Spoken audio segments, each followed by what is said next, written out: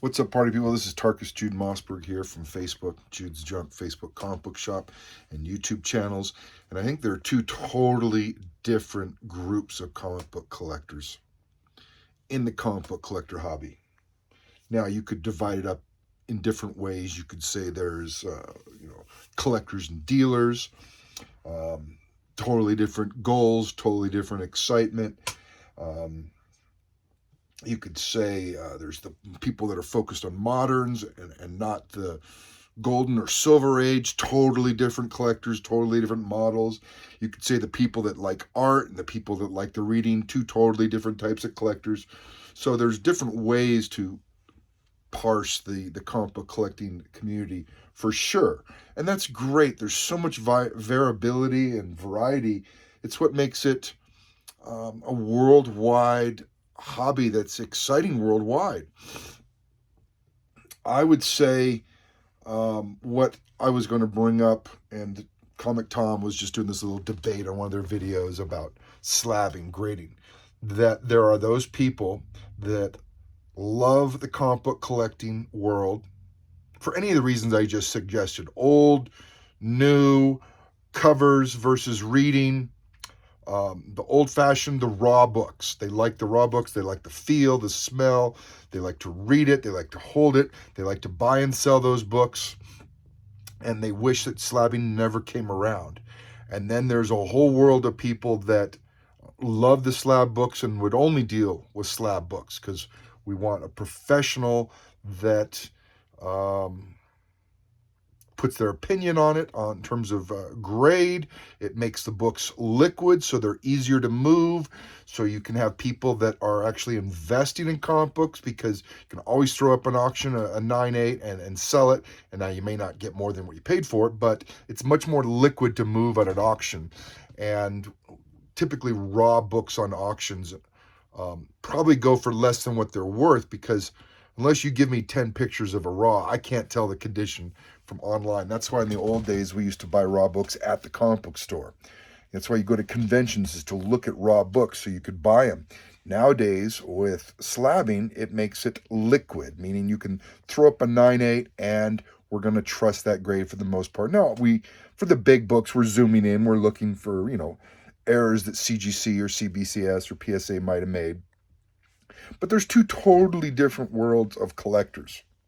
And when I got back into collecting in 2021, I had 2,000 comics from the 80s, and I started buying a bunch of raw comics. I was trying to sell my comic books as well. So I was selling raw books. I was trying to, everything to do with raw books is I wanted to liquidate my books as I am getting older. I'm 56. And I wanted to not leave them to my family, but try to sell them before I die. And anyways, I got excited, got to start buying a bunch of the new stuff in 2021, other old stuff that I wanted. So I got back into collecting and um, as a dealer trying to make a profit so that maybe you can buy more comic books or just have a store. Buying and selling $5 comic books may not be profitable unless you have a business model that makes it profitable.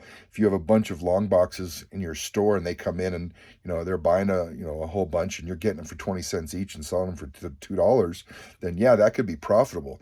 And there are people that do that model. But I found, because I'm only selling online, I'm not meeting people in person, that it was not profitable selling $5 books online. You got $3, $4, $5 shipping, the little mailers. You got the tape, you got the labels, and the time. It's hard. So, personally, I am into the graded books. Personally, I'm only into 9.8s, and some people slam me that I was arrogant for that. And no, it's just a strategy. I just did a video about why 9.8s are a better return on investment than 9.6s. And in the video, I proved my thesis wrong, that actually over the last 10 years, half of the books I was looking at, the 9.6s had a better return on investment than the 9.8s. So my whole thesis for only collecting 9.8s was even wrong. But I'm still only going to collect 9.8s because I just like that. That's just a personal preference, just like anybody has a personal preference. So there's two totally different worlds. There's the raws, and you still have consumers and dealers with slab versus raws, and you still have different tastes, and maybe you like low grade raws, maybe you like better condition raws. But there's nothing wrong with having so many differences of opinion in terms of how we collect.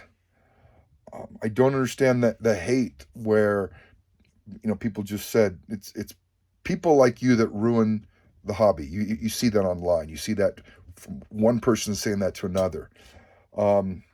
How we collect in the world with slabs really doesn't affect you guys in how you collect with raws.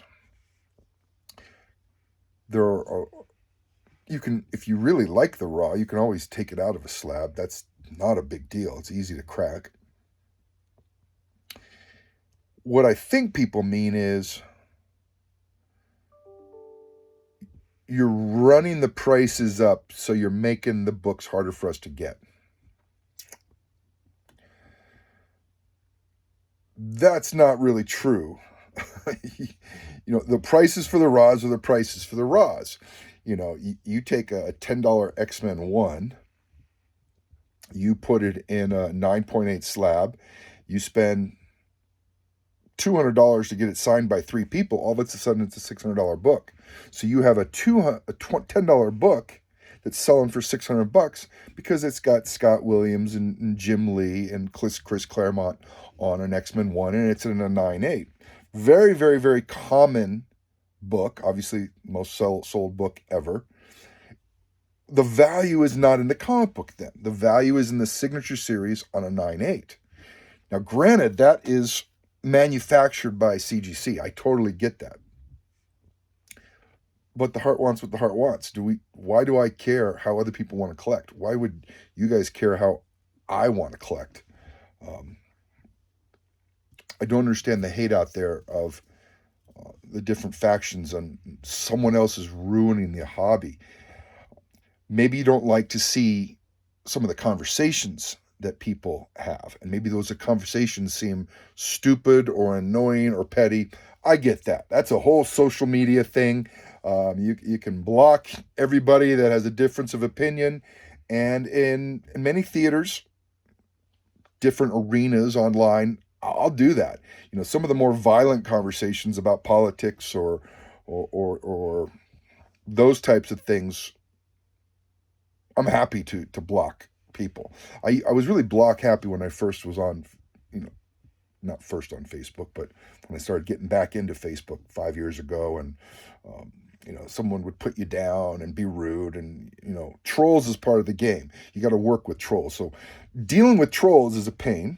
So I understand that, but trolls don't make the hobby bad. Trolls are just trolls. Trolls are in every hobby. There's trolls. It's online. Everything online, there's going to be trolls. So if you're buying and selling, then trolls give you a free bump. So they say something nasty, they just give you a free bump. You just ignore it. Don't take it personal. If you want to block them, great. I've already talked about, the dangers of blocking just everybody randomly every day is you block some admin or he becomes an admin, and then you get on a list because you've blocked that admin in that group, but you like that group. And then as an admin, I go in and I have to clean out this list of, gosh, I forgot the name. But there's a name of people that have blocked admins, or the profile has gone obsolete or something. And so we as admins, we just go in there and we just ban all those people because they're either bots or they're fake or they're been booted off or whatnot. But it starts with a un something. But anyways, if you block an admin, you show up on that list, then we ban you. Before long, you've been kicked out of 5 of the best comic book groups online, and maybe you're like, fine, I don't want to even play. Okay.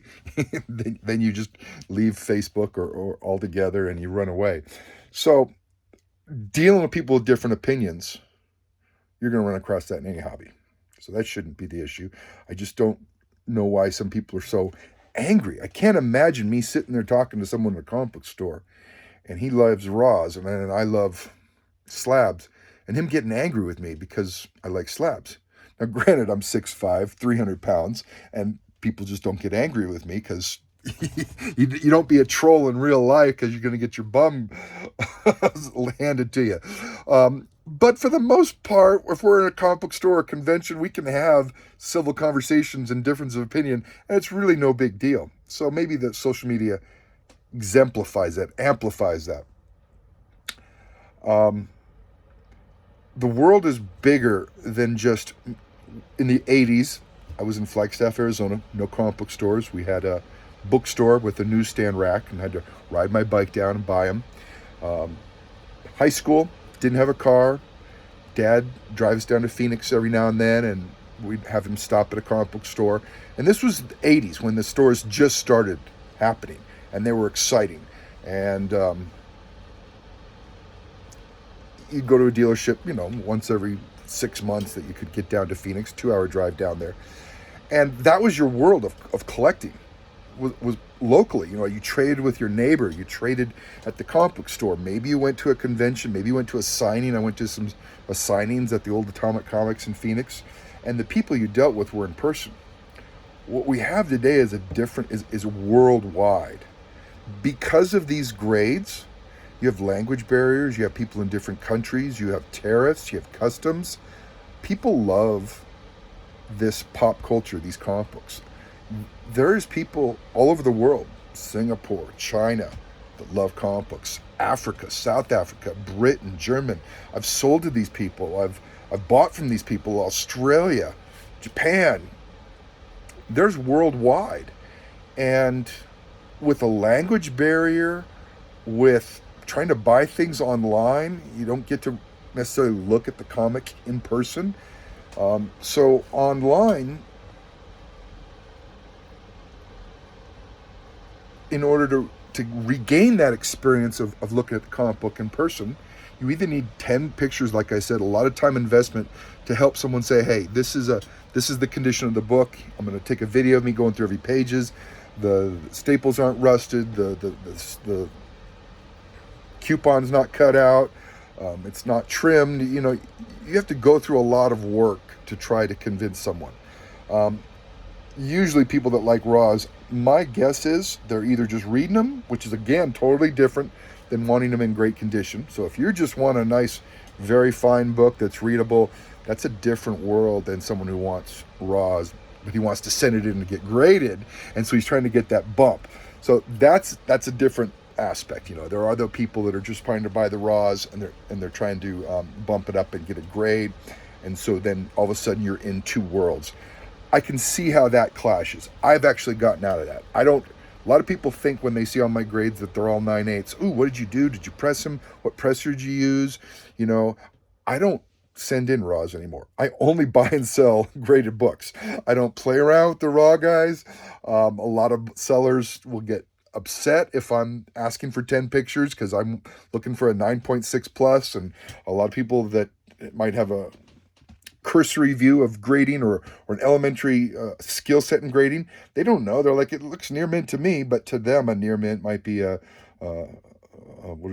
very fine / near mint, which is 9.0.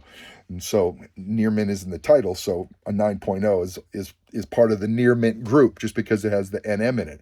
But a near mint is a 9.4, a very fine / near mint is a 9.0, and a near mint minus is a 9.2. So a lot of people that will just call everything 9.0 and above near mint.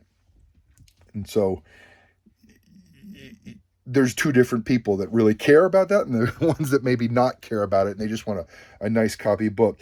And I have found that jumping back and forth between the two worlds can cause problems.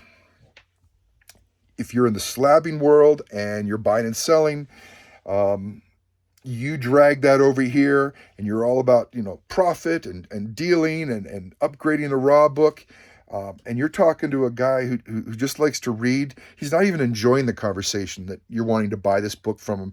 And you're trying to talk him down $5 so you can make a $300 profit. You're wasting his time. Oh, it's not a 9.6 plus. It's only a 9.4. I don't want it. So you waste his time. So wasting people's time is totally annoying. I totally get that. So maybe that is the thing, is when we're jumping back and forth between two worlds. And what I have found is most people send into CGC, that's what they're doing. They are buying raws and sending them to CGC and getting them graded and then turn around and flipping them. So you're going back between the two worlds. So I could see someone getting upset about that.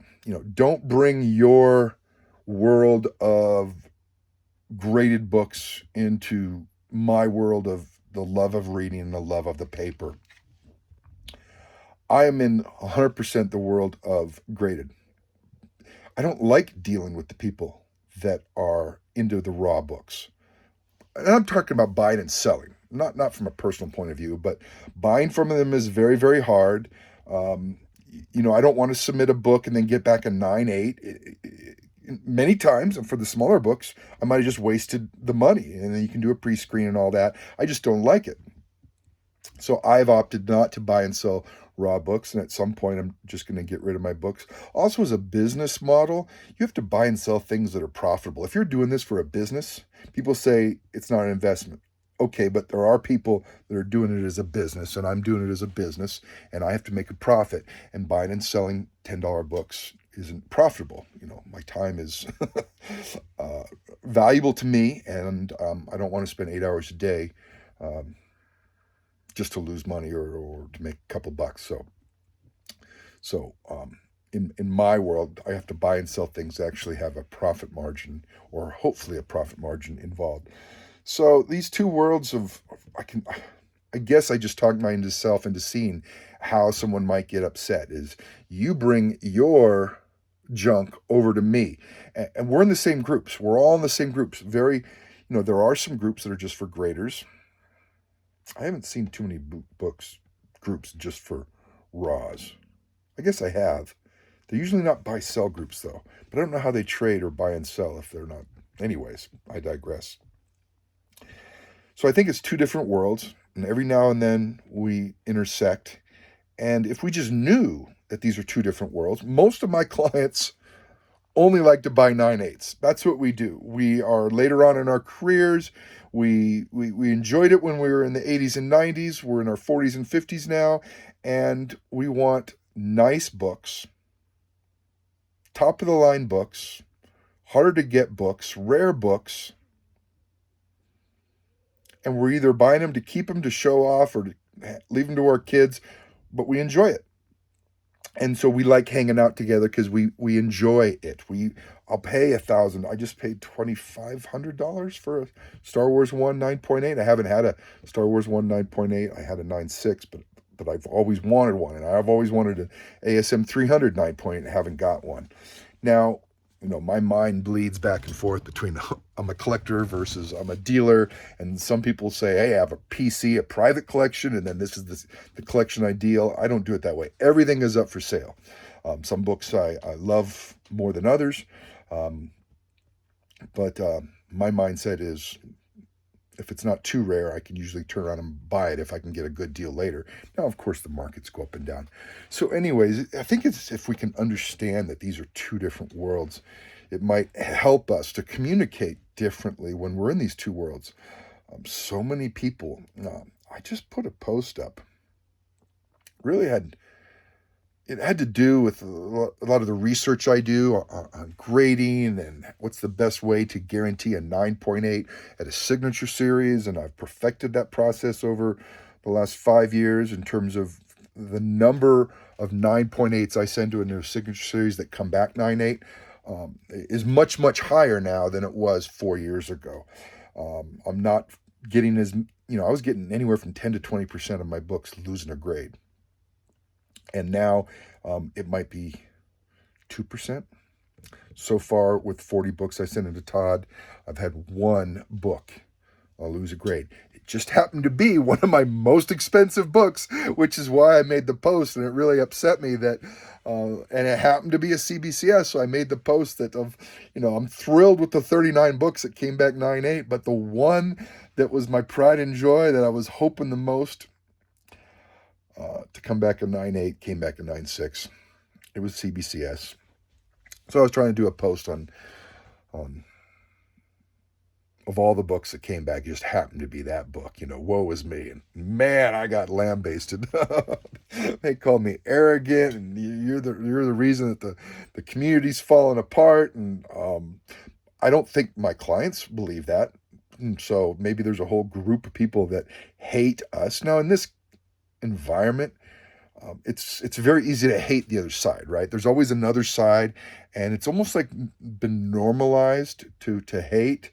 What do they call that? Where you pretend to have virtue? Virtue signaling is the new term. I'm so good by hating you, it makes me look better, or they think it does. It's foolish. It's silly. It's exhausting. It's so. Anyways, there are people like me in their 40s and 50s with money that like to buy expensive books. I think as the books become more and more expensive, man, you better really know what you're doing if you're going to buy an AF-15 raw. I just had a client that was looking for an AF-15 and he wanted one cheaper. So he wanted one raw, and it came in, he got the raw, but it was trimmed, it was married, it had so many issues that he didn't know it was going to be, restored, but it was raw. And so he bought it on eBay, I guess, and there's a lot of tax for a $15,000 book to do that on eBay. So I thought that was silly. I think he got his money back, but that raw book now has been mailed through the mail a few times, and so I think as you get into more expensive books, raws becomes more difficult. So maybe that is part of the distinction. Trying to grade a brand new $5 book, that's a whole silly world. I don't like the moderns, and some people do that, and they have whole business models where they sell you a pre-screen 9.8, and they sell well, and people like them. And I know there's a lot of focus on modern books right now, and all the Absolute Batman going crazy, and I get it. I bought into that a couple years back. I'm just not excited about moderns anymore. I mean, I'm not even going to be around in 30, 40 years when those things become raw, right? And they're never going to become not rare, I meant. But if they're all pre-screened, how many Absolute Batmans are already 9.8s? Will a 9.8 ever become raw in 40 years? Rare? Not if they're all encased in plastic and graded. So will more people collect them in the future? I don't know. What happened to Spider-Man 7, first things of Spider-Boy, that was the biggest book for 2 years? That's fallen off a cliff. So maybe Absolute Batman will fall off a cliff, because if I remember correctly, some of those Batmans, 100 to 117 were really, really hot until they're not. So maybe this distinction between the people that love the raw books versus the slab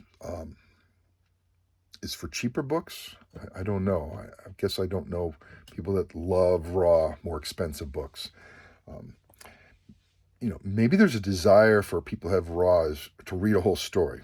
Okay, that's a different world, because I don't read comic books. I haven't read comic books since the early 80s. So maybe the nostalgia of reading the books is what somebody loves. And I get that. I love that. I was almost going to be an artist when I went to college. I decided not to do that because I didn't think I'd make any money at it. So I have a taste for certain art, and I loved McFarlane's artwork and what he did, and leaving the community and starting Image, and loved his Spider-Man books. And it was just that time period resonates with me. So I loved McFarlane books and the art. And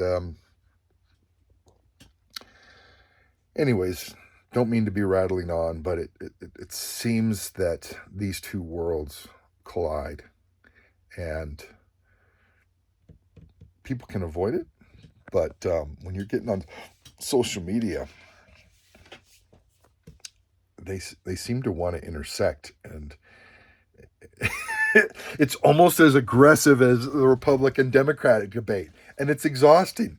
And if any of you are exhausted, I get it.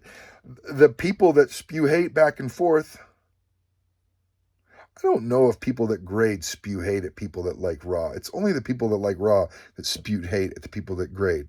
Sounds familiar to a different type of argument, but yeah, I don't think people that are grading are spewing hate at the people that like the raw books. It's people like you that are ruining.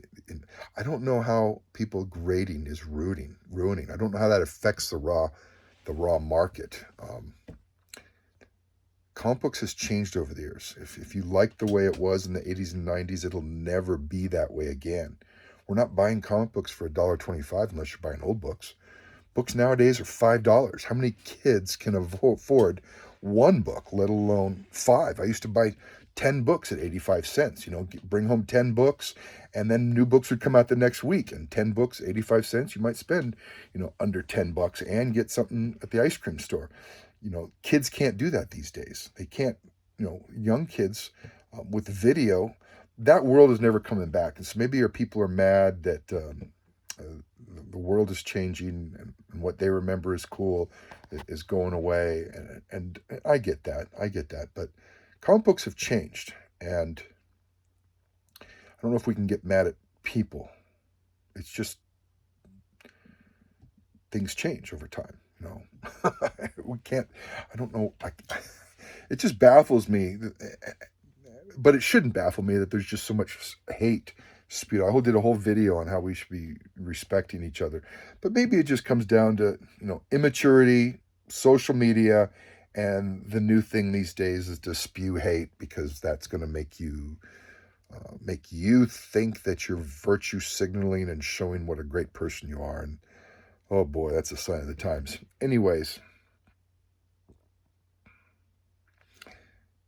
collect what you enjoy, man. Have fun. Take care.